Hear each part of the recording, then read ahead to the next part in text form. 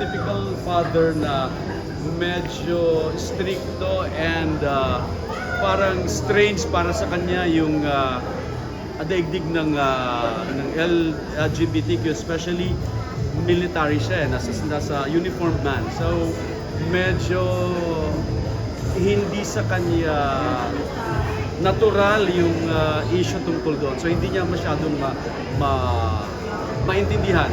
And definitely, magkakaroon kasi ng color yung story kung merong ganun. So, nandun ako sa opposing part Actually, ng nung first story. kami na nag-set visit, we were thinking this would be like a drama, straight up, family, Somehow. dynamics, gano'n. Pero we didn't know there was like wrestling, di ba? And Yeah.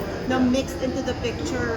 Was it there to begin with sa script? Yes, definitely. Kasi yun naman talaga yung parang pupuntahan ng story. Kasi parang hindi ko alam kung paano ko sasabihin yung twist na hindi ako mag-give away ng story. Gusto ko ipakita ng film na wala sa gender yung pagpili, yung choice mo ng physical like sports, something That's like that. nice. Wala yun sa gender. So gusto nila ipakita na kahit nasa LGBTQ member ka, pwede kang maging champion sa boxing or sa mga work ng isang tunay na lalaki. So yun yung gustong panindigan ng pelikula. Sabi po ni Paolo, as an actor, very giving daw po kayo. What was it like working with him? Paolo Contis is such an amazing actor, you know what? He is so versatile here. Kung nakita niyo yung mga trailer, alam mo yung honor yung anak ko yung subdued lang yung acting pero ang lalim, and then at the same time funny. Alam mo yung isa lang siya sa mga aktor na ngayon na ang galing magtimpla ng comedy and drama at yung pagitan ng dalawa. Iba kasi yung Parang mahirap nga yun, no? iba kasi yung nagko-comedy ka lang tapos nagda-drama ka lang. Siya namimix yung dalawa sa gitna na habang serious siya, may sipa ng comic. Ang galing. So isa yun sa mga kailangang hintayin ng audience. Ano pong observation niyo sa pag-transform? What did you share about his transformation para sa role? Actually, nag-start siya mag-diet nung kami nag-start na mag-shoot. And ngayon talagang full-blown na yung kanyang body na talagang super payat na siya. Slim na si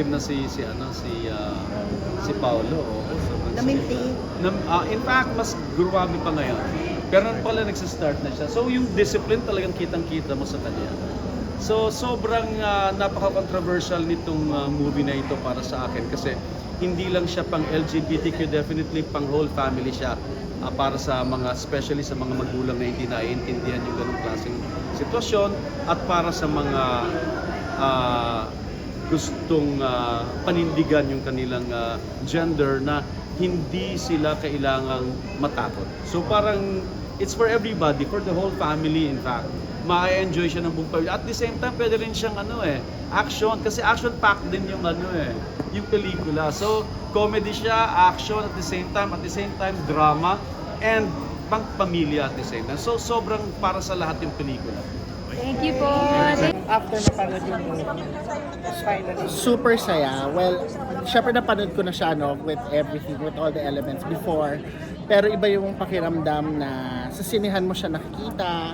Tapos kasi it's my first na action film. So sa lahat ng mga ginawa ko, ito yung medyo ma-action, ng super. But at the same time, siguro ito yung medyo first time ko mag-tackle ng topic about LGBT, about a father and son relationship. So super saya na medyo maganda yung feedback from everyone who's. Direk, medyo personal ba to? Well, syempre, all films naman are personal and lahat naman tayo, syempre, pinagdadaanan yung father and son. So, nakakonect tayo doon. So, nung ginagawa namin yung material, nung sinusulat and dine-develop, syempre, nag-inject na tayo ng mga personal elements, kumbaga. Ano yung inspiration ni Khalil dun sa role? Kasi medyo kakaiba yung role niya. Well, parang sabi namin, when pinitch namin kay Khalil, sabi ko, gusto ko, yung villain dito is very young, hindi mo alam na yung very young na medyo ang utak is baliw. At the same time, syempre inspiration natin yung iba't ibang like si Joker na may pagka-joke. yes, may pagka-Joker, iba't ibang klase ng villain ng Batman na naisip namin. So yun. With this facial expression din. Yes, oo. As in, nung kinakausap, nung tinatanong ni Khalil paano gusto namin na atake for his character, yun yung sinabi namin na panoorin. Yung Joker ni Jim Carrey, Joker ni Joaquin Phoenix, yun. So, iba-ibang klase.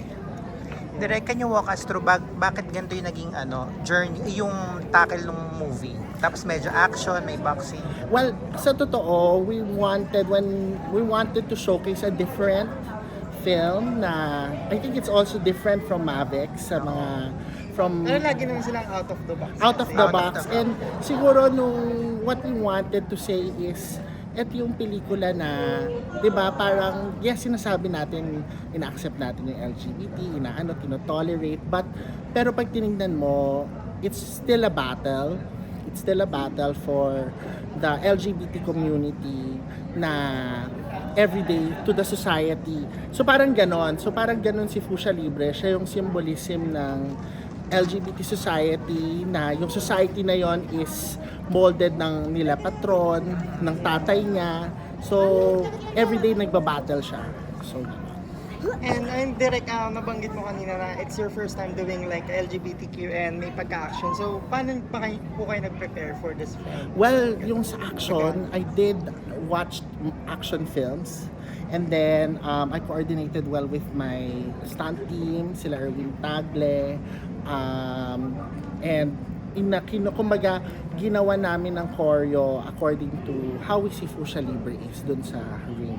And direct, how does it feel naman na super blessed nyo po sa Mavex na yung last movie nyo yung The Journey top 10 ng ilang linggo sa Netflix. Tapos ngayon may movie po kayo ulit. So may pressure po ba for this movie? Well, every film naman is a challenge, no?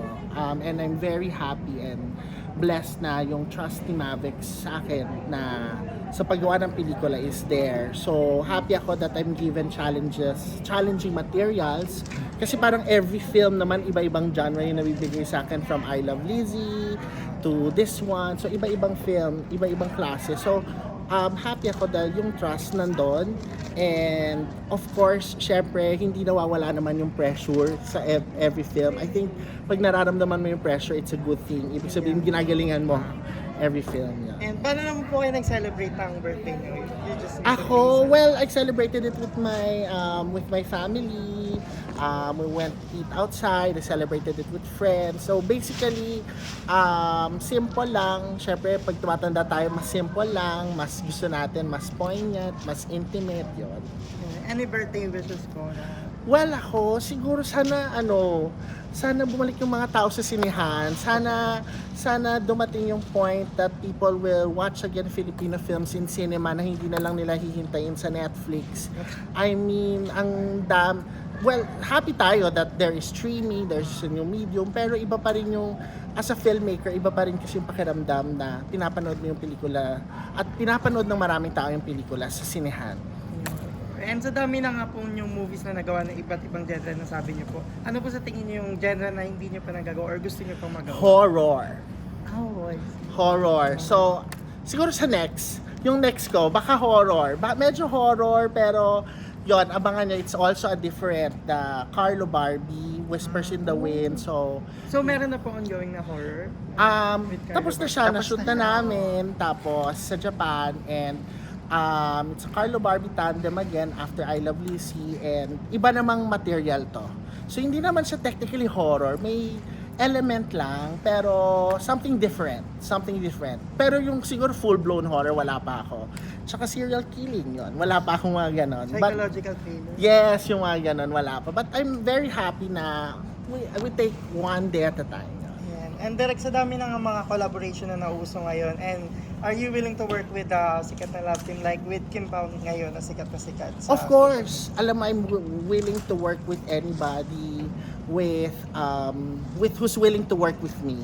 I mean, lahat naman sila talented, lahat naman sila so I'm very open to work with anybody. Yun. Kung susulat po, kayo po yung susulat ng kwento for Kim Pao na movie or kayo po yung magdadirect, ano po kaya ang gusto ng Jenna? Siguro or gusto sa ko, sana, din, it's about, medyo romance drama naman siya. Sana na about sa a love story na tungkol sa isang lalaki na willing sana magbago pero hindi siya pinili. Iba yung pinili. Na kung pinili niya, sana nagbago siya for the, so gano'n. Yun. And what's next in you po? Ano po nga ba ang tanong? Well, of course, Whispers in the Wind, still under Mavics Productions. It's starring Barbie Imperial and Carlo Aquino. Of course, medyo nagsistart na rin kami mag-pre-prod ng iba pang films, you know. So hopefully mag-transpire lahat ng mga pelikula.